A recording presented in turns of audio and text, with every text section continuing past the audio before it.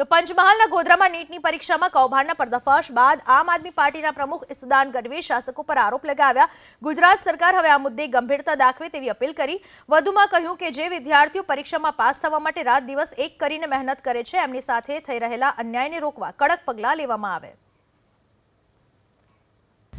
નીટની પરીક્ષામાં પાસ કરાવવા માટે 10-10 લાખ રૂપિયા લઈ અને નીટની પરીક્ષાઓ પાસ કરાવવાનું કૌભાંડ સામે આવી રહ્યું છે અને ગુજરાતમાં થી મુન્નાભાઈ MBBS તૈયાર થશે।